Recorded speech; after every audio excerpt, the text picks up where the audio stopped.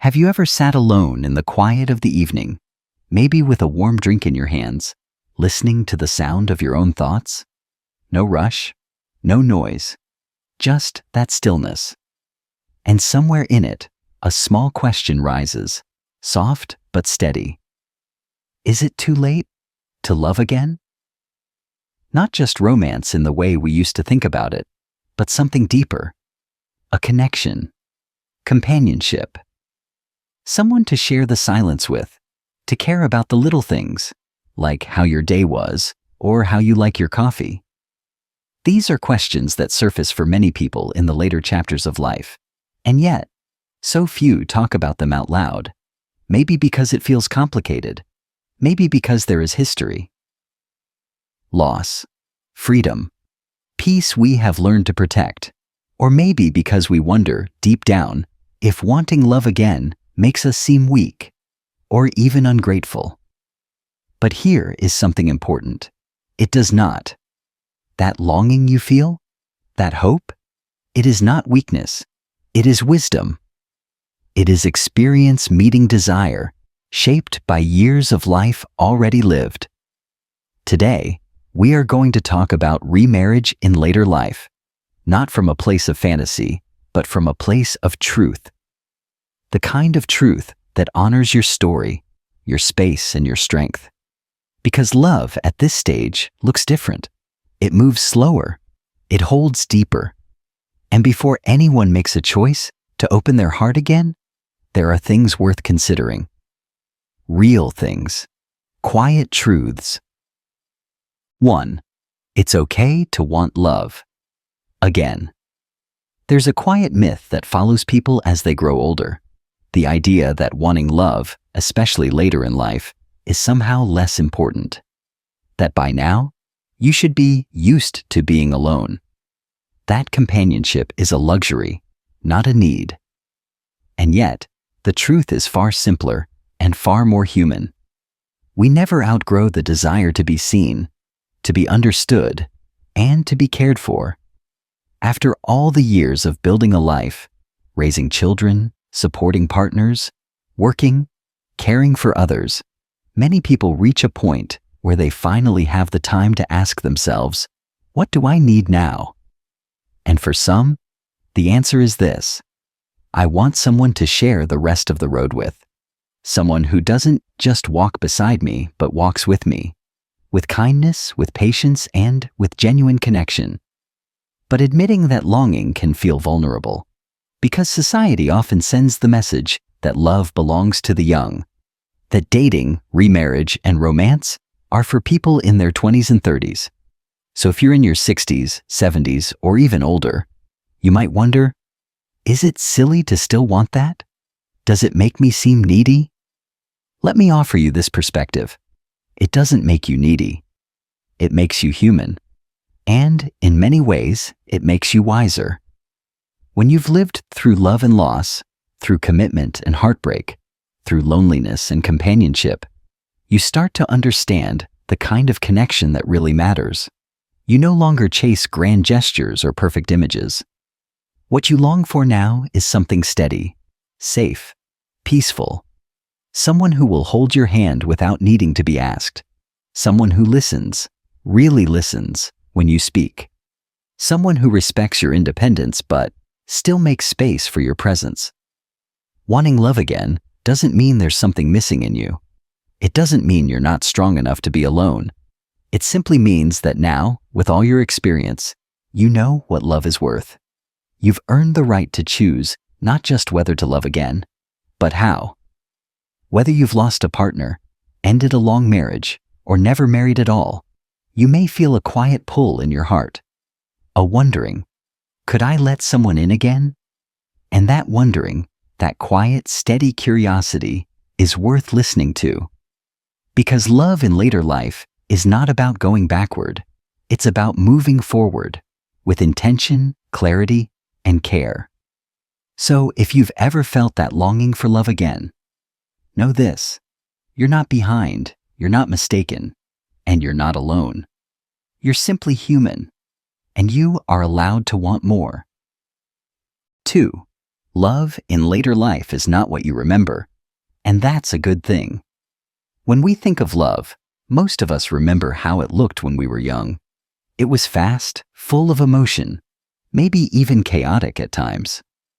There were expectations, hopes, sometimes heartbreaks.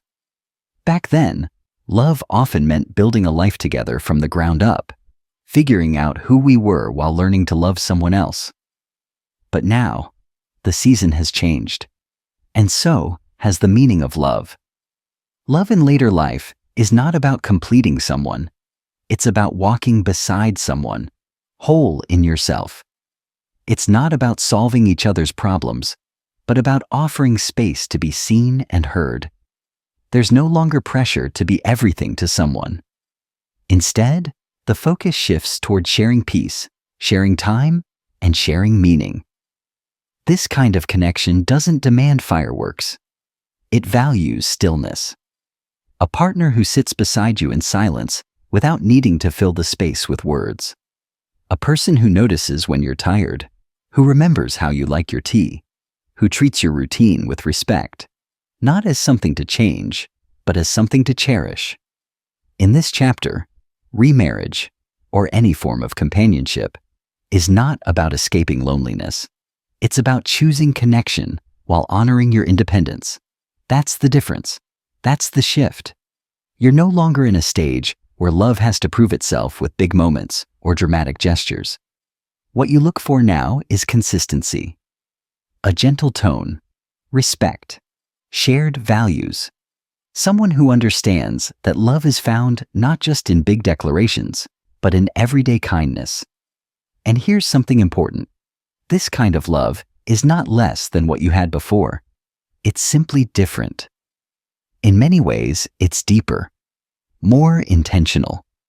There's more listening, more grace, more understanding of what truly matters and what doesn't.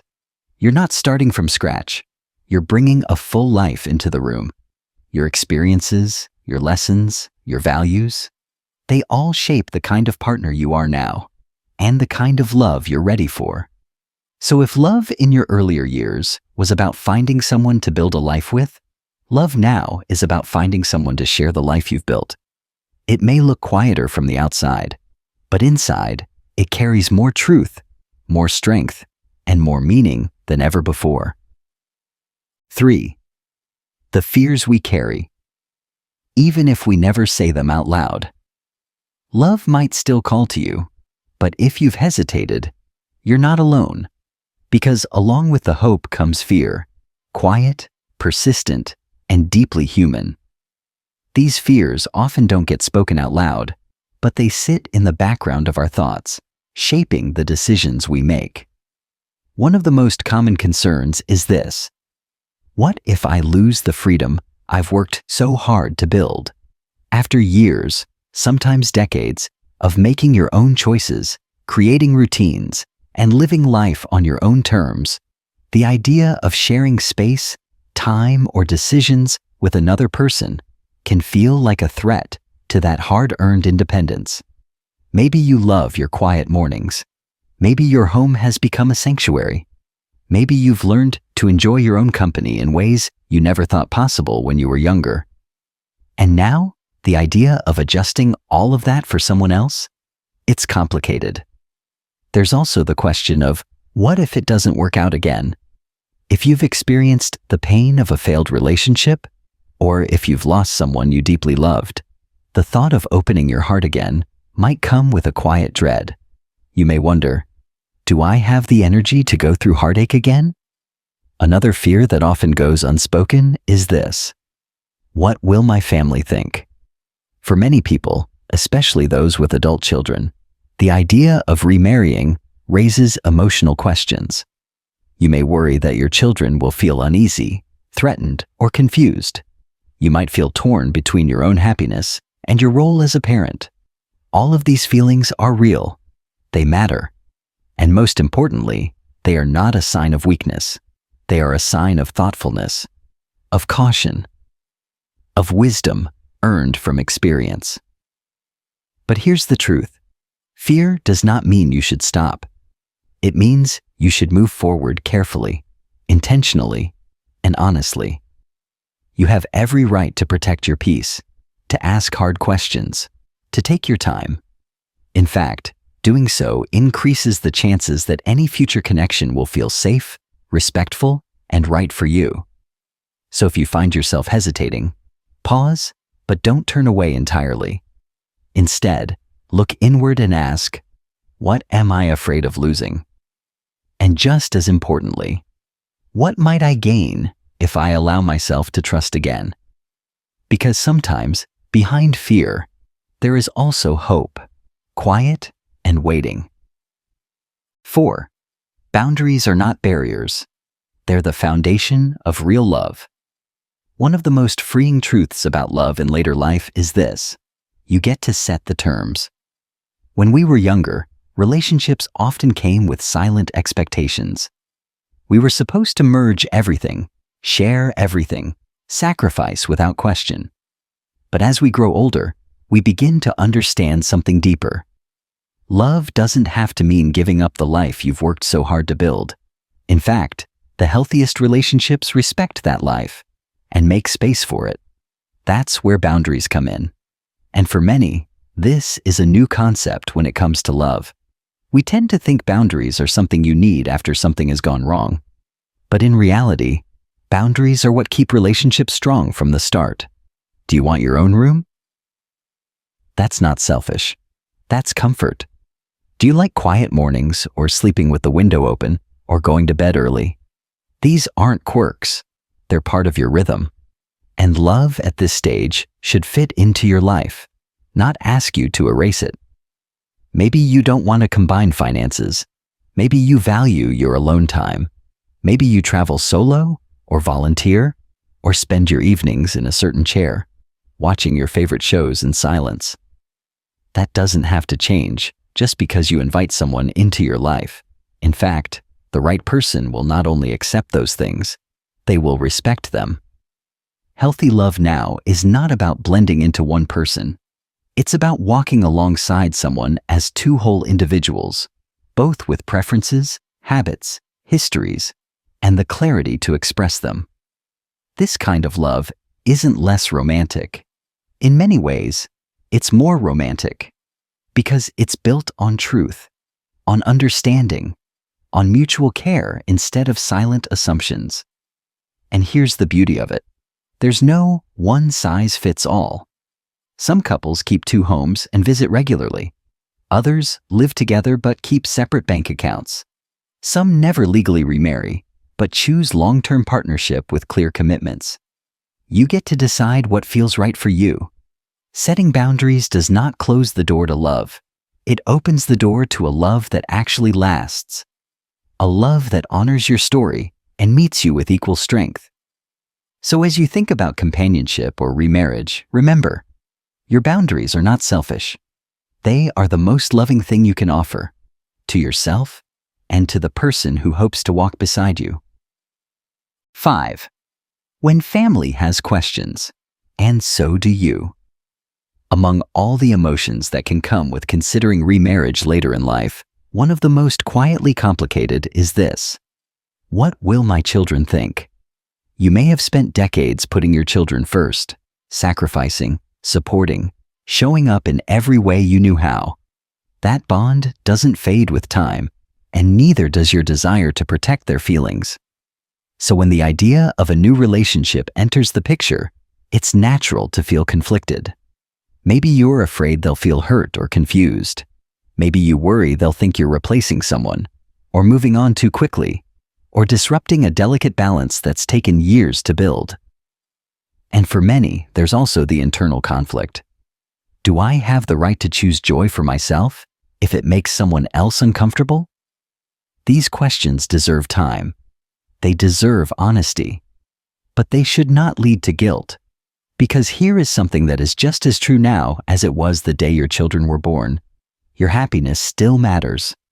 Choosing companionship in this season of life is not about replacing anyone. It's not about rewriting history.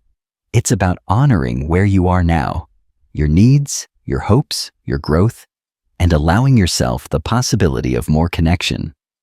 Most adult children, once they see the depth and care behind your decision, will come to understand. But that understanding often requires conversation, not explanation, not justification, just open-hearted honesty.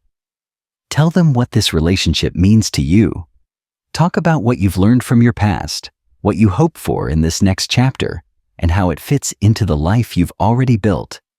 Let them see that this isn't an escape. It's a step forward with care and clarity. And if there's resistance, give it time.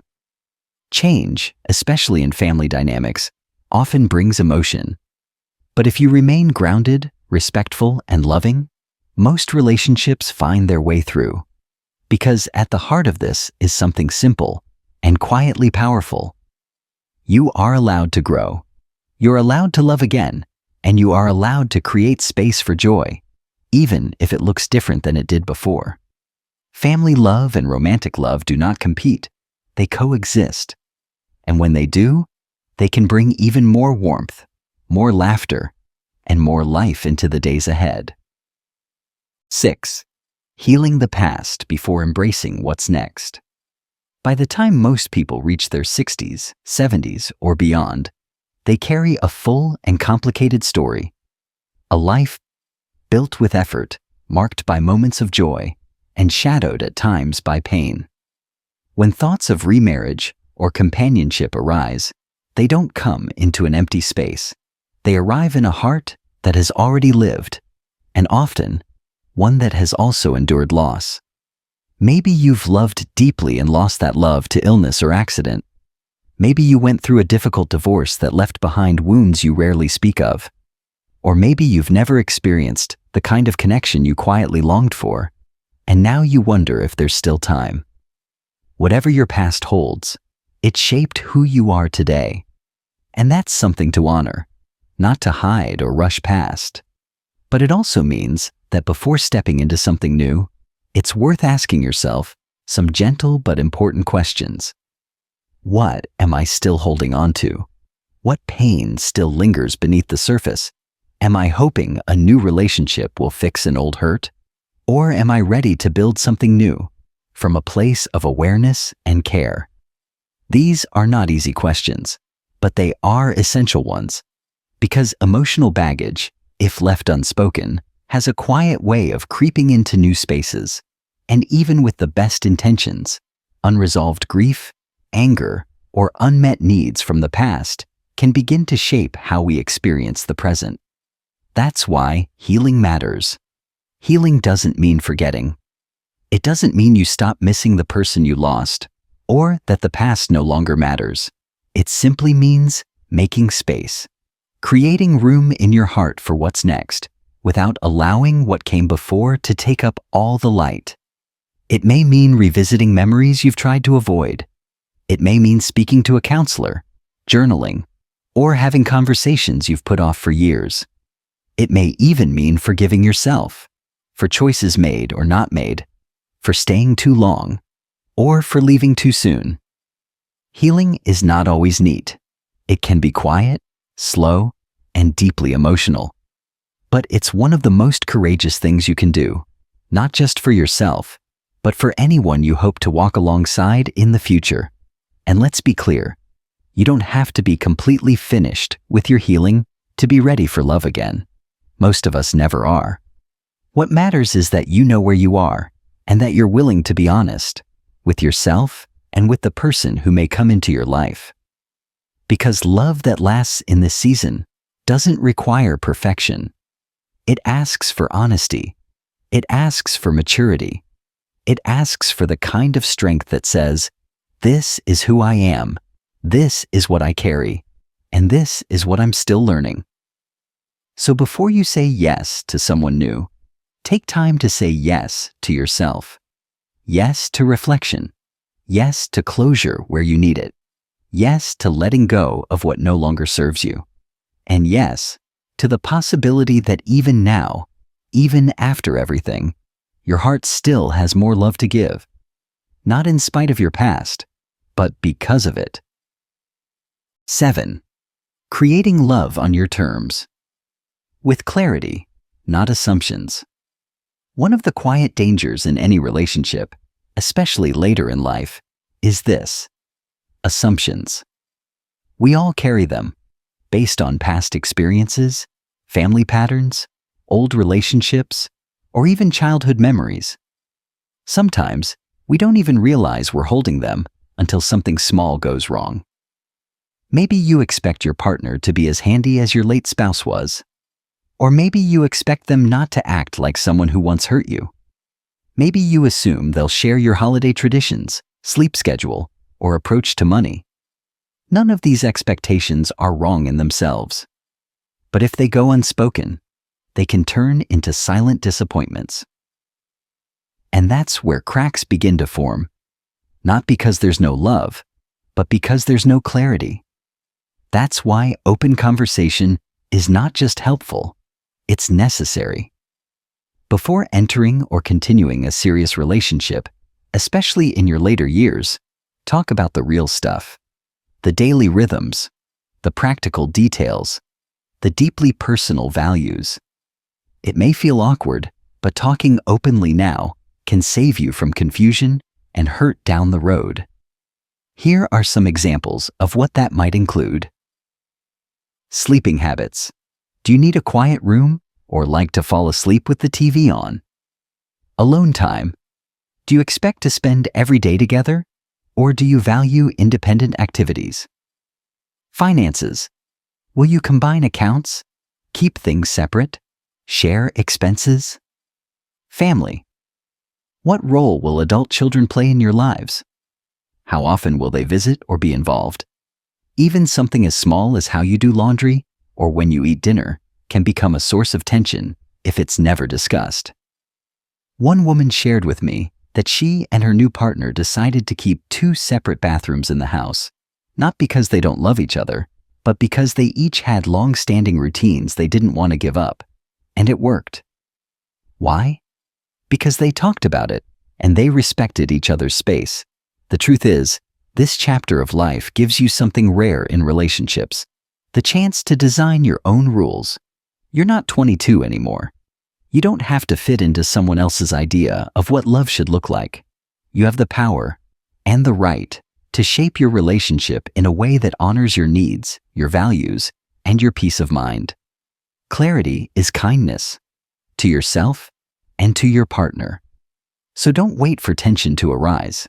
Have the conversations early and revisit them often.